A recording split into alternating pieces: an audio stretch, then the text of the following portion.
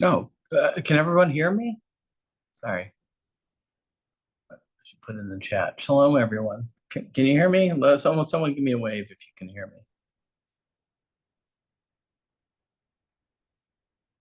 Okay, I think that's a yes. Okay, good. Okay, well, good. Welcome, everyone. Tonight's Parsha is Parsha Balak, and tonight we're going to have a very special guest hopefully join us if we can navigate the difficulties of Zoom. um, he's a new friend, Rabbi uh, David O'Reilly McLashley, and he can tell you his story about how he has that name, but he is very highly respected Orthodox rabbi who currently lives in California, and he certifies things uh, for being kosher, whether or not they're actually kosher or not, which is quite an amazing task and a big honor. So while hopefully he's navigating the fine details of Zoom, um, and figuring out, hopefully the link I sent him worked, we can turn to Balak. I will start with a summary of this portion. Okay?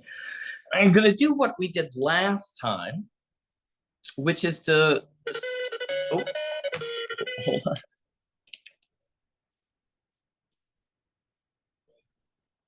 Hold on. Can you take care of this? Yeah. Yeah. Yeah. Yeah. Yeah.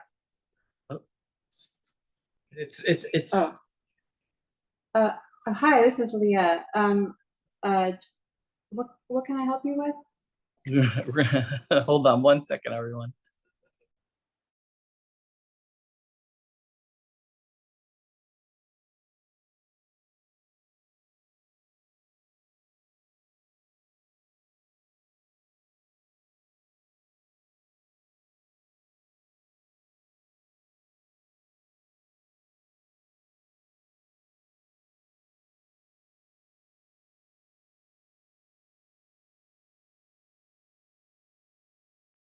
Thank you all for bearing with us. It's going to be worth your while. We're going to find out a lot about some really amazing magic tonight, I promise.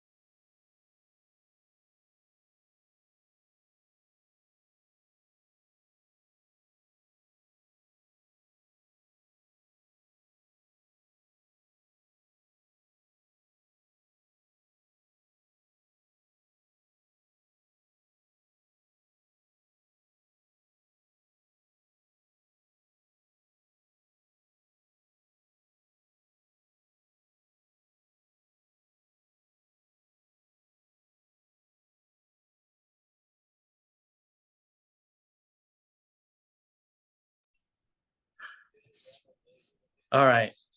So I'm going to proceed with a Parsha summary. Okay.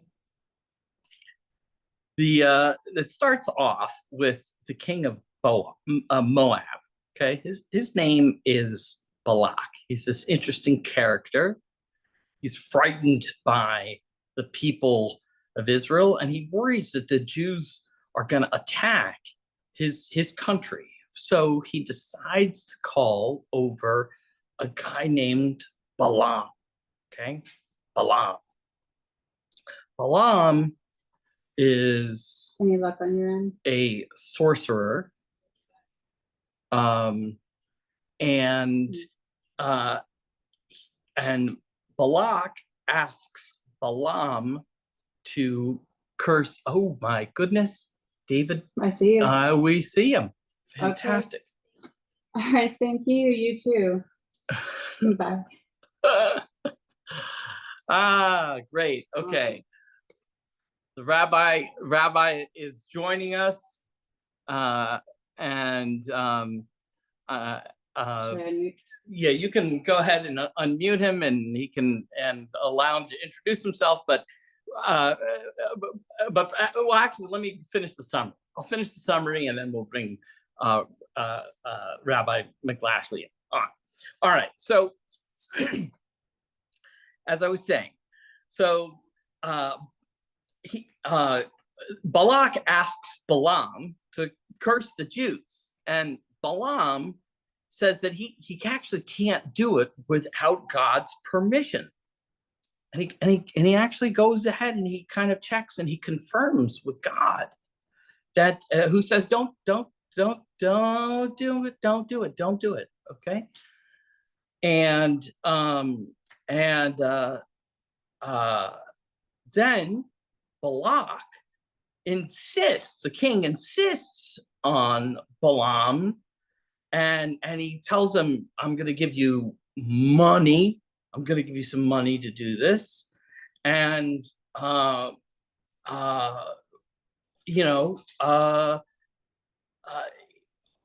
says he's only going to do this if he can, if he speaks with the word of God. Okay, he can only speak the word of God. He can't make his own. He'll go up. He'll only agree to do what the king is asking him to do if whatever words come out he understands is just those are the words of God. Okay, so he travels on the donkey. He gets on his donkey, and the donkey is all of a sudden blocked by an angel that's holding a sword that's invisible. He can't see the angel. Okay, can't see the angel, and he hits the donkey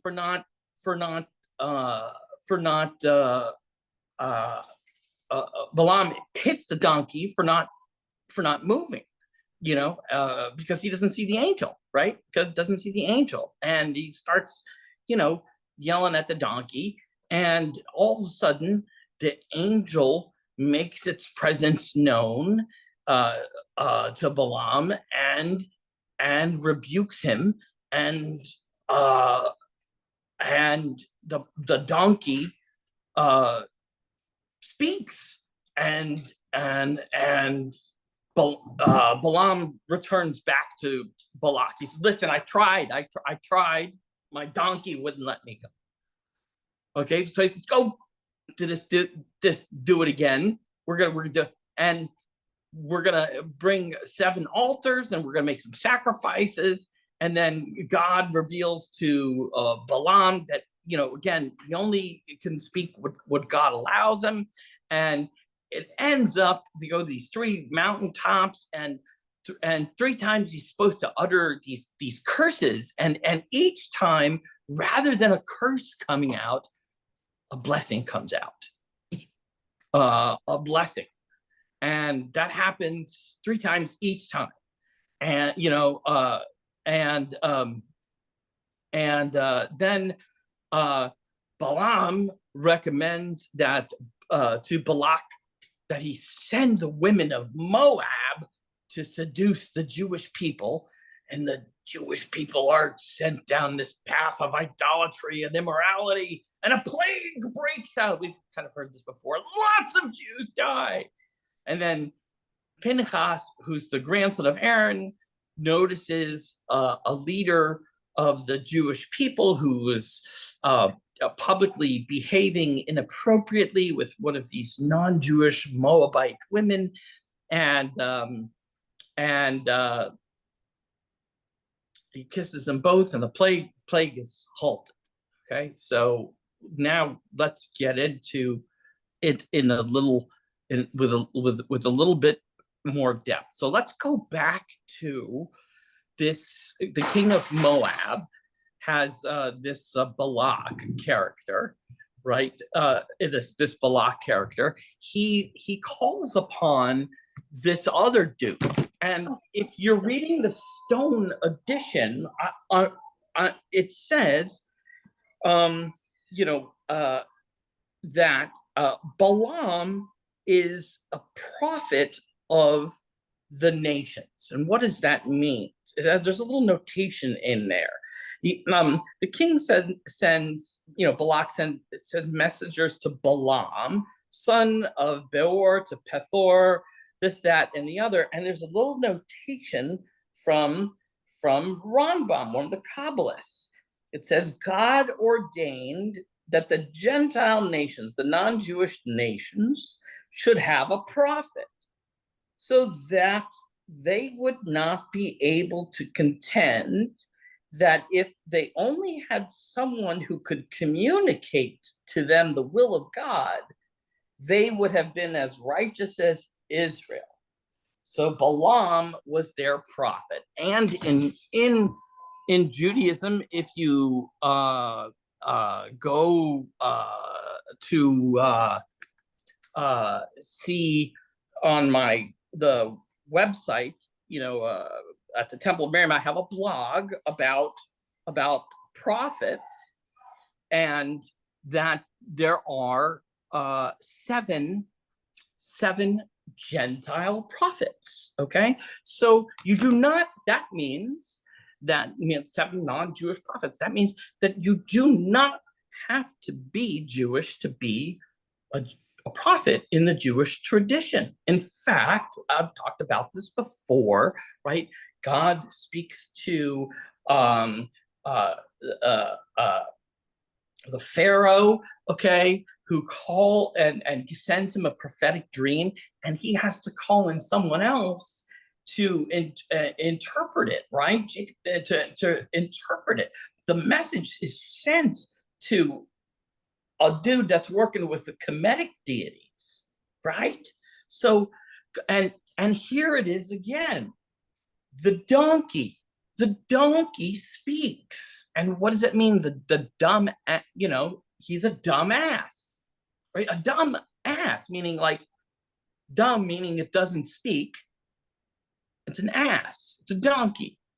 And now all of a sudden it speaks because God wills it so, and which means that God can make anyone a prophet, okay, at any time.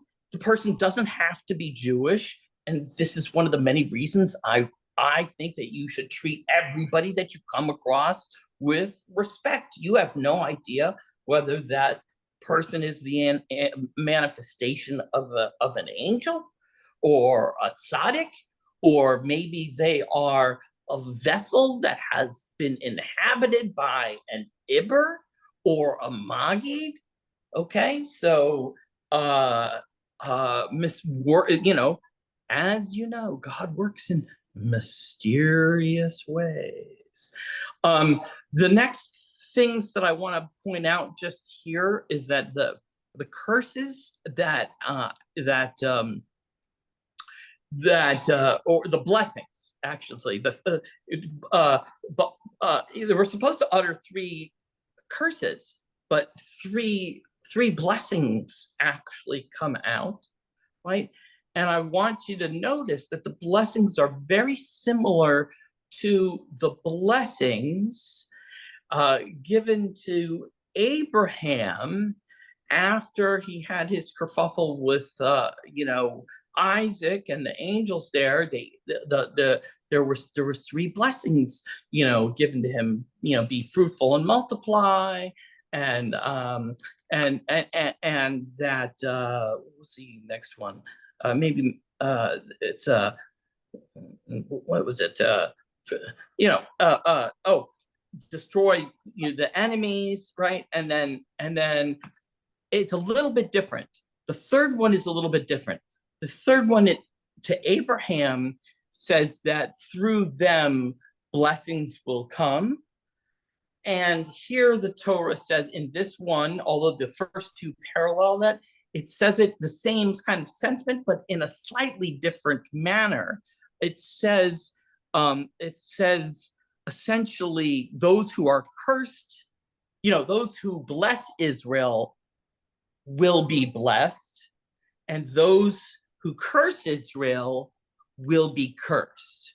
So it essentially gives the praxis, I would say, it expounds or expands upon the praxis of of of how that happens, right? That all nations, it's the third Abrahamic is that all nations, through Israel, all nations will be blessed. That's the third one. So here it explains how that happens. It happens because by them blessing Israel. Okay, so essentially the children of Israel should follow Torah and do the right thing and try to be righteous and try to do the right thing all the time. There's always going to be naysayers, right? No matter what, you can put a stick on the internet. There's people are going to fight about it, right? And so there's always going to be some naysayers. So, uh, um, that's what the Torah, I think that's what the Torah is telling us. You do your thing here, and those people who bless you will be blessed. You just try to do you. You be a good person. And those that jump on to being a good person, good for them. And woe be the wicked who curse you. And not only woe be the wicked who curse you, right? Because you're trying to do the right thing.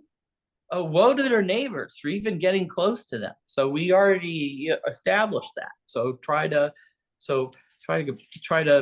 stay on target. And so now I think we have Rabbi McLashley here. He's available. Let's see if I can pin him too. Do I know how to do that? I can add pin. Oh yes, I did it. I did it. Dr. Weiss, we finally get to meet face to face. Sort of, yes, right. Virtual face to face. So I was listening to what you were saying, and it's right on target. Oil Russia, oil Shecheno is what you referred to, is the Hebrew for woe to the wicked and woe to his neighbor. Now, one of the interesting things about Bilam is that Bilam had the power to give a kalala, a curse, right? He had the power of the ayin hara, the evil eye. Question is that why is it that a Rosh Gomer, a totally wicked man, how is it that he was given nevuah lechatchila? Why was he given nevuah in the first place, the prophecy? And the rabbis comment on this. It's interesting that it says that the Ummah Olam, the nations in the world, they had and this is from my learning in Chafetz Chaim. I was there for 8 years. They had a pitchen peh, an excuse. They said, we could have been just like the Jewish people, like Klal Yisrael. We could have been just like them. We would have been your chosen people if we would have had a manhig, a mentor, a guide, kamo Moshe Rabbeinu, like Moses.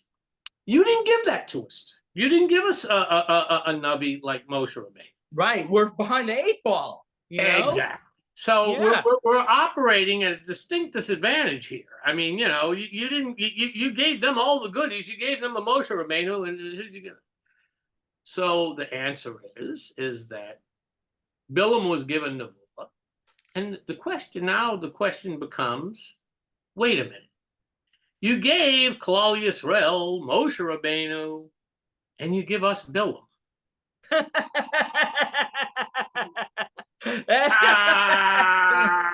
I'm sorry, HaKadosh Baruch Hu, what for?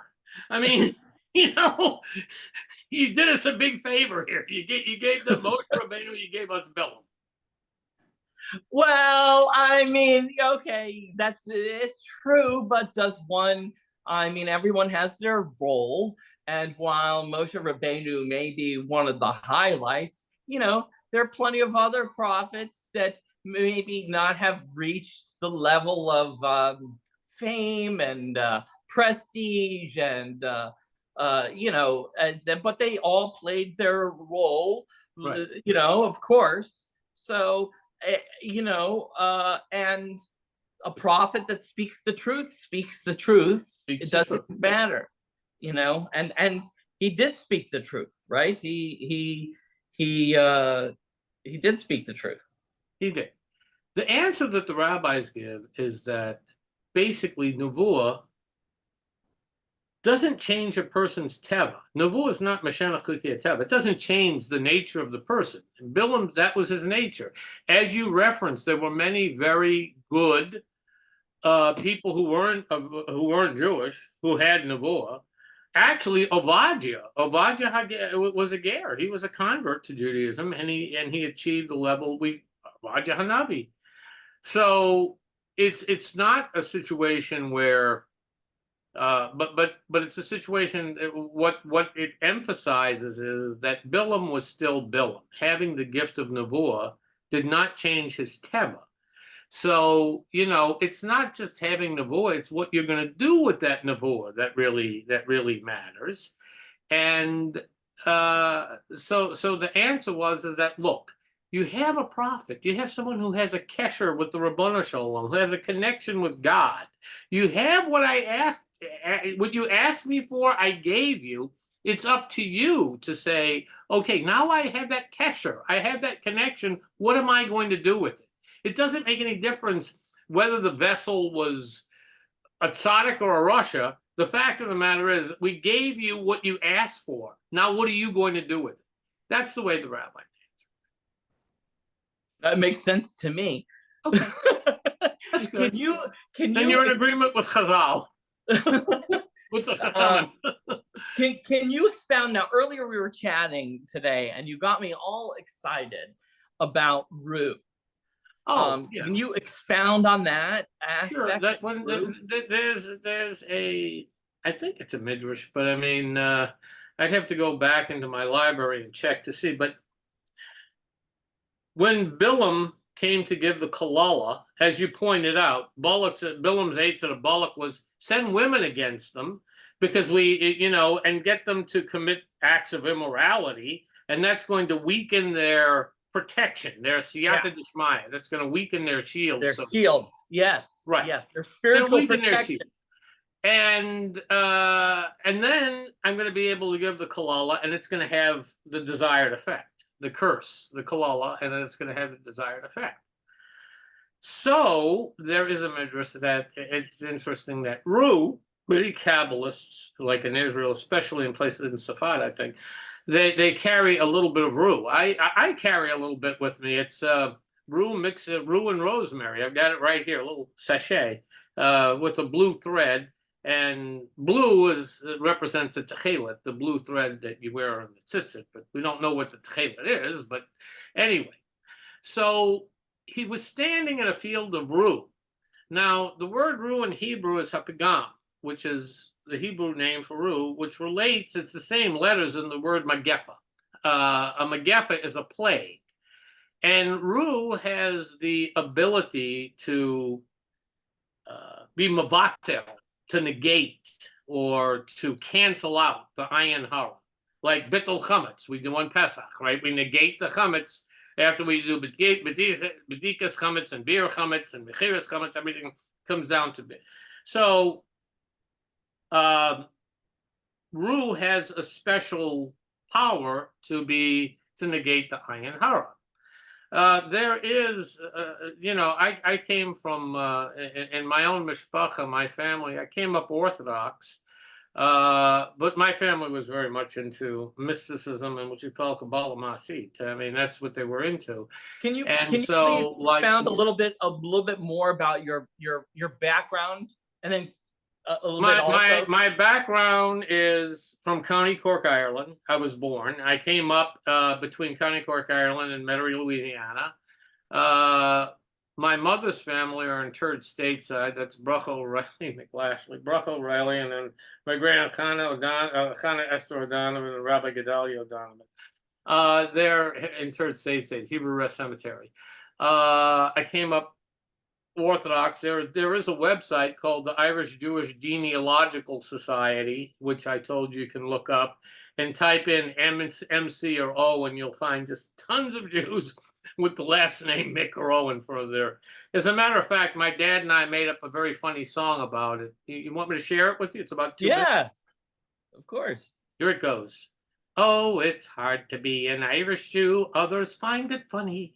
But Irish Jews are the only Jews who don't know how to make money. Oh, it's hard to be an Irish Jew. What a problem it poses. when you don't know if your role model should be St. Patrick or Moses. And most other Jews have Jewish names like Bergman and Goldstein, but our names start with Mick or Owen. We still love her in the green. Ah, the Irish Jews, our numbers are small. Each year that number gets littler, but whether we're mixed or whether we're Jews would confuse the hell out of Hitler. Oh, that has to go down in history. That's fantastic. That's wonderful. All right, so I'm sorry I interrupted. So now we understand a little So bit more anyway, about- yeah, I spent some years living in New York. I went to Yeshiva Chaim for many years. Then I came to Los Angeles 38 years ago, which is where I met my wife. My wife's family knew my family. Her name is their name is Smazanovich. They shortened it to Smason. And our families, we had commonality because when my family wasn't in Ireland, they went to shul in Louisiana. So that was our connection. They had property in both places. I had and you hooked up with both Jewish Louisianans. Yeah. So yeah. And people always ask me about, especially because now I work as a mashgiach for the OK, a rabbinical supervisor for the kosher food. I work in hashgacha, but I had an advertising agency, a video game distributorship, and then I did custom order manufacturing of gold, diamond, and platinum jewelry. And then I got into with my cousin who has like these new age metaphysics shops. We're partners with that. It gives me free time. Basically, I'm semi-retired, but we have a nice house and I'm semi-retired. So basically, it gives me free time. I dusted off my rabbinical diploma when Tal needed they wanted a mashgiach tamidi, a rabbi on premise. So I said, hey, here I am. I can help you out. Pay me whatever you want. Don't pay that. I'm doing it l'shem mitzvah. So. People at the restaurant, they'll sometimes come in and say, do you have a supervising, a mashgiach or a rabbi? And they, this is Rabbi David O'Reilly McLashley. David O'Reilly McLashley, you're the rabbi? I said, yeah. David O'Reilly McLashley? I said, look at my face. You can't see I'm Yemenite? Okay. All right. So let's get back. So Rue, it's funny that you carry. So I have, and we have a whole bin of it. And I give it both. It's a incense and banishment powder made of rue, rosemary, garlic, salt, and iron filings. Right, all those are anti-evil. Sounds good to me. And you got all things covered. Shin dalids are that's repels the shin dalid, the shadim, right? Iron, Yep. Salt. That's a general purifier. Actually, on Shabbos when we sprinkle the salt and on the challah, it's a purifying thing. And then rue and rosemary. That's what this is combined. It's a combination of rue and rosemary, and it's a segula or a thing against the ayin hara. So yeah. Well, okay. Let's just so segula, for those that don't, would translate to roughly a ritual, and right. We would probably I think Jews would not want to admit that ritual would be say a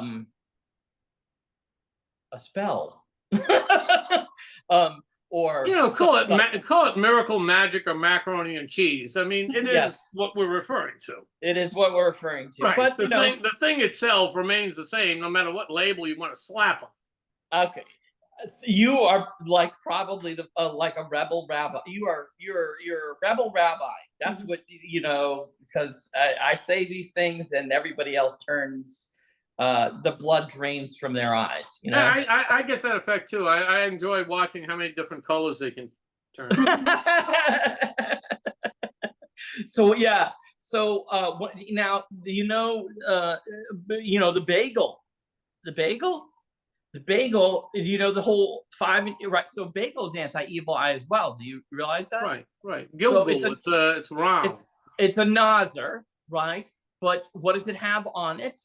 It has 5 anti-evil eye things, right? It has onion, garlic, poppy seed, sesame seed, and salt. And those are all anti-evil eye. So there's a classic spell against the evil eye called 5 in your eye. Mhm. 5 in your eye.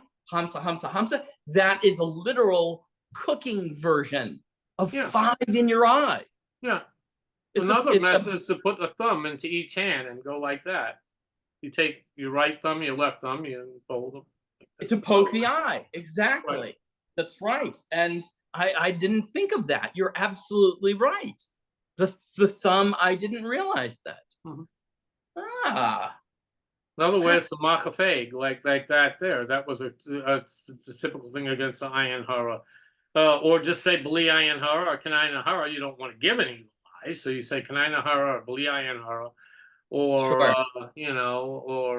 there's tons of ways to Yeah, hamsa, hamsa, hamsa. Yes. come to the hand, right? Yeah, sure.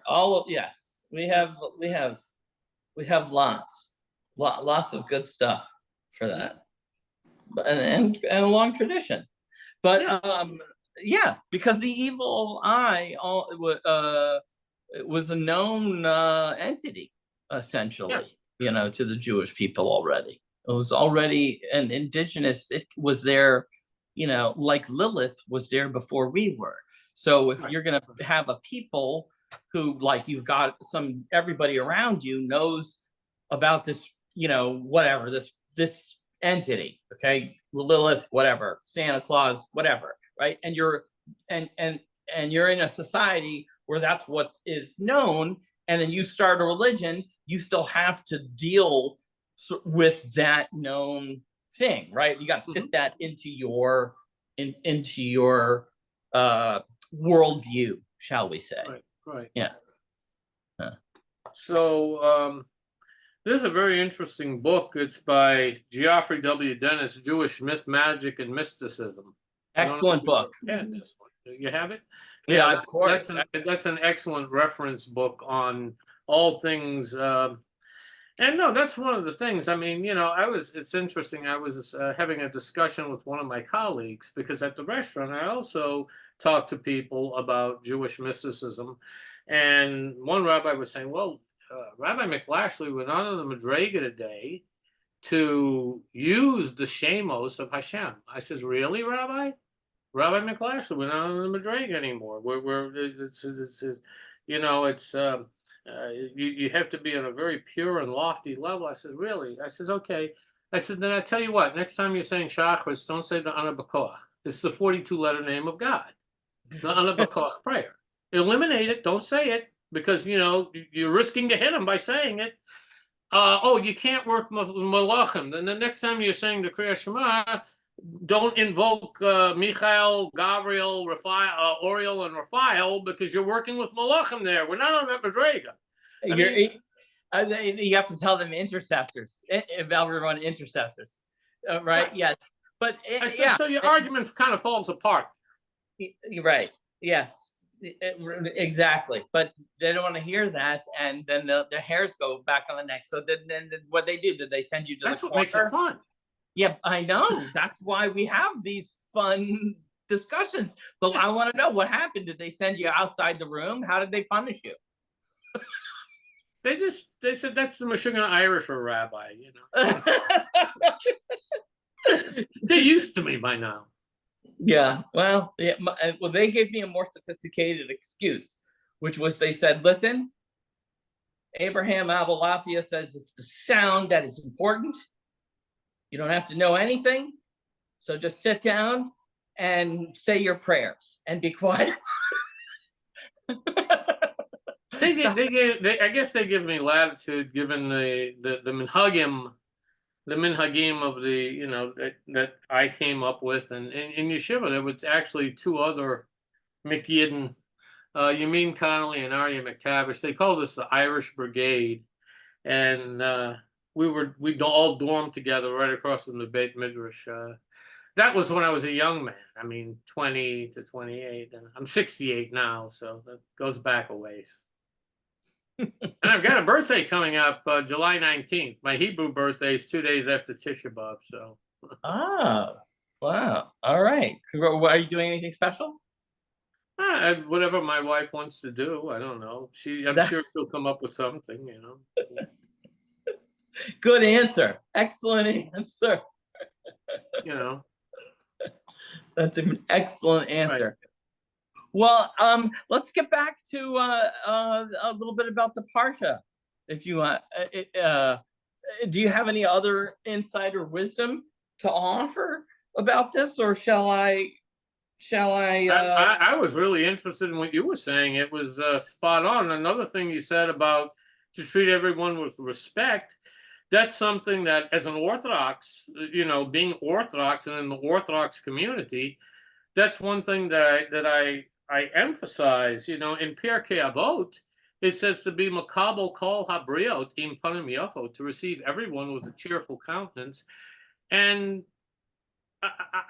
here's where I gave a Devar Torah on this at the Happy Minyan a while back, and boy, I caught more hell for that than I do my Kabbalistic, mystical, magical practices.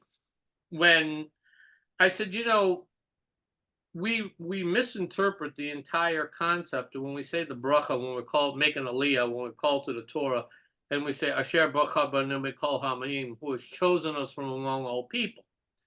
What really makes a Jew? What makes us mamlechet kahanim, a nation of priests, anshe bechira, a chosen people? Very simple. At Har Sinai, the Jewish nation said, Nasa v'nishma. We'll do it, we'll accept it. We chose God, God chose us. So what does that mean? That means anyone who chooses God, cause and effect, becomes God chosen. Gemara Makot, it states beferish in Gemara Makot that the entire reason. Now, my family, I'll share this with you. No big secret. I mean, you could look at my face and my last name. I have a two dot yichus from the Bet Din B'Yerushalayim, the rabbinical court in Jerusalem, simply stating Harei Hu Yehudi L'Chol Davar B'li Safek, that I'm Jewish in every respect with no doubt. Obviously, I'm descended from converts. I mean, McLashley, O'Reilly, McConnelly, Donovan, take a good look at my face, and I can't exactly pass for Moroccan, and I've tried.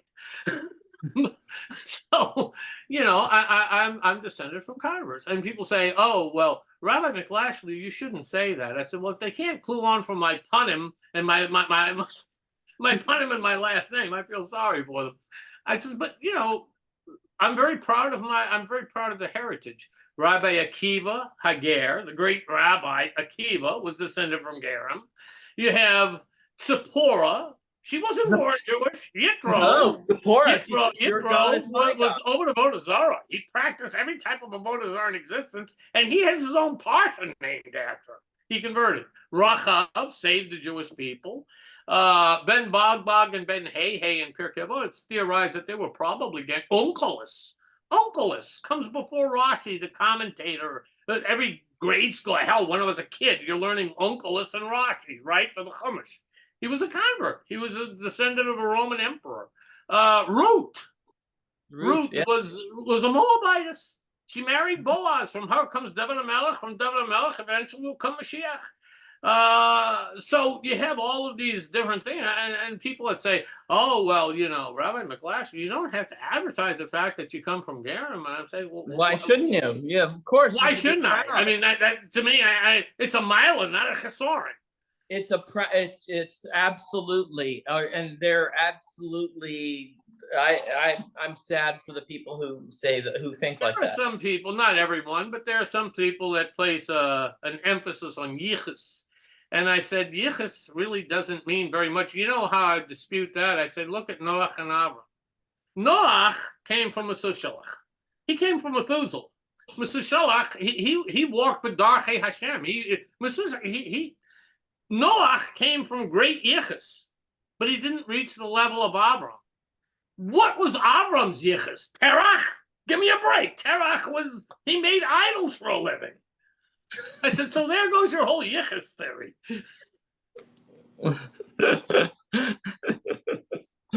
Oh my God. What? You crack me up. Oh my goodness. I think I've finally met face to face, another kindred spirit. Well, I felt that. It's the first time I talked to you. I said, you know, this is hashgacha pratis that I found you and you found me. Well, I'm very blessed. My goodness. I hope you keep coming and that we can learn from you, you know. Wasn't happy. I'm struggling last week. Last week was Parsha Kukas or Hukat, you know, and I talked to everybody there, and we talked about the fact that Moses, right, is told by God to stop this plague by the staff and which has a copper serpent around it, and how this ended up becoming the staff of Asclepius rather than the other way around.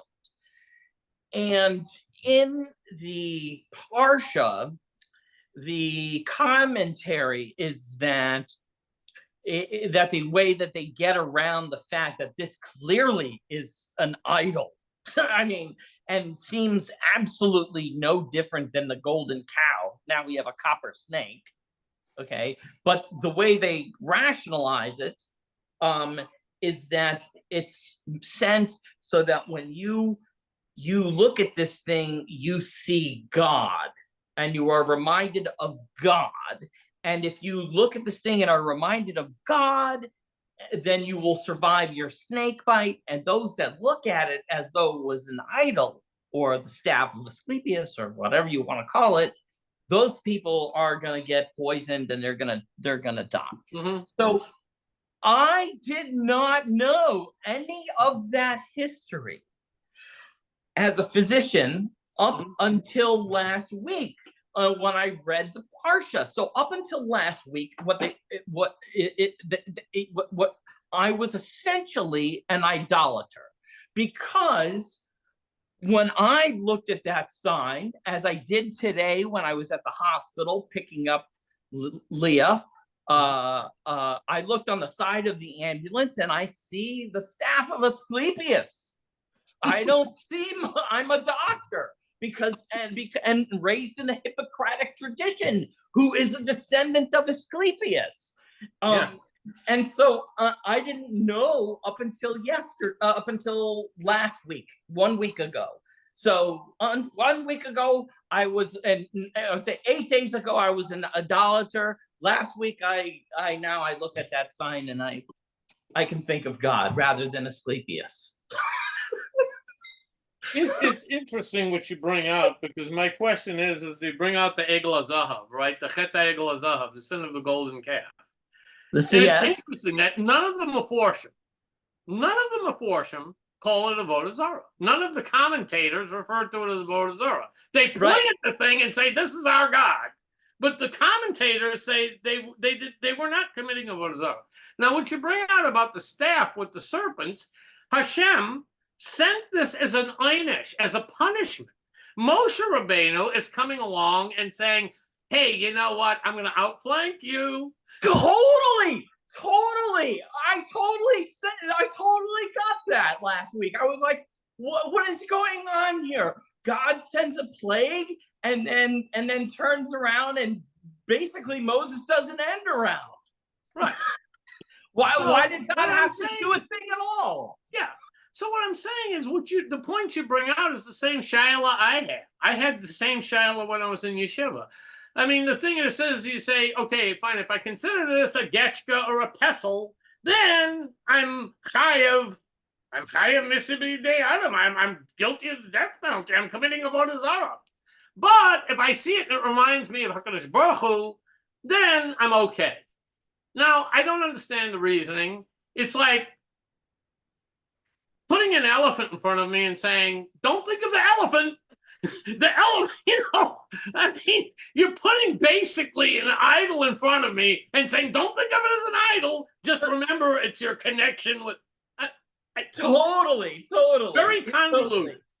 So what I derive from this, doctor, The only thing I can derive from this to make it make any sense is to say, you know what I teach and what I teach, and like I said, the rabbi just say, well, that's Rabbi McLashley, you just have to work with him. But the fact of the matter is that everything that HaKadosh Baruch Hu created, everything, every single thing, every person, every stone, every herb, every tree, everything exists to be used or utilized for the proper reason. In Kabbalah, it talks about the Nitzotzu, the divine sparks that are embedded in creation. And by using everything to elevate it, we release those sparks, those Nitzotzu. They ascend to form, if in Yechezkel, the Ma'aser Merkavah, they form the Merkavah, the chariot for the Shekhinah, for the divine presence. I'm saying, so, you don't say, oh, okay, fine, you're using herbs for this, and we don't know, you're using a stone like, I wear the stones of the Urim V'Tumim around my neck, the 12 stones of the Urim V'Tumim. I put them in a little pouch, wear it around my neck. Rabbi, well, what do you need that? What do you do? I said, because everything that exists has a purpose. God didn't sit around and say, hey, I got nothing to do. I tell you what, let me create an amethyst. I mean, it's a pretty purple color. I said, everything that exists, you're supposed to say. The same thing with people. Every person that exists, you don't say, oh, this person is, no. If Hashem, if I meet a person, I'm supposed to look at that person and say, Hashem is putting that person in front of me to learn something from that person. Could be, I don't know, could be a crack addict, or could be a God knows what. I'm saying I'm not going to look down on that person or say, oh, that person is beneath me. I'm going to say, wow, Hashem doesn't make mistakes. I'm meeting this person. What can I learn from this person? Could be a donkey giving you advice. What? Could be a donkey giving you advice. A chamor, exactly. That's right. It could be a sense, and so you're saying everything has its purpose, and right, and it's in Pirkei Avot. Call nothing. Yeah. So I want to share with you that earlier today we're reading the alphabet of Ben Sirah. Okay, this text, right, and of course, just so you know, it happened to be that we circled around, we were on 9, which is the question that Nebuchadnezzar asks, why were mosquitoes created? And of course the answer is exactly what we were just discussing, that everything has its place, essentially. The Yitush, I'm sorry, I just lost my video. I don't know what happened. It says we've retired Flash, but the Yitush, it says, why was the Yitush created before Adam? Because Adam shouldn't be filled with ga'ava, with arrogance or pride. That's right. Even the Yitush was here before you, the gnat. Yep. Yes, even the bugs were here before you. Yeah. That's right. Keep it humble. Exactly. Keep it humble. Don't think you're all that in a bag of chips, because, and that would have been easy, because Adam had actually, it says that the Malachim actually came to worship Adam, that they thought he was a god. And they had to be reprimanded. They had to be corrected, because they saw Adam and they thought, well, this is a god. Fact of the matter is it's in Baba Kama, Gemara, I think it's Baba Kama, it says that even after Adam ate from the Etadat Tov Ra, even after he committed the chet of the Etadat Tov Ra, the tree of life of good and evil, it says that he was, his heels, his akev, his heels, shone as brightly as the sun. So he was a tremendously elevated spiritual entity. And when you're reading the Torah, it says the Torah speaks in the tongues of man. I'm saying, so what it's revealing here is profound mystical metaphysical truths. And if you're just reading the pshat, you're just reading it and interpreting it literally, then you're kind of missing the whole point. You got it. Well, that's why we have Parsha. That's it. So, my goodness, that's like a perfect note, I think, for us to conclude, I think. right? Thank you, Doctor. I look forward to our next meeting. Wow, I mean, thank you so much. I appreciate it. I mean, your blessing, your wisdom and knowledge. Thank you for sharing it with us. I appreciate Well, it. your presentation and everything like that is nothing, believe me, nothing short of inspiring. I am very glad I signed on. So Well, good. looking forward to more Torah learning. So thank you very much. Take care. Good night. Have a Good good night. night. Be well.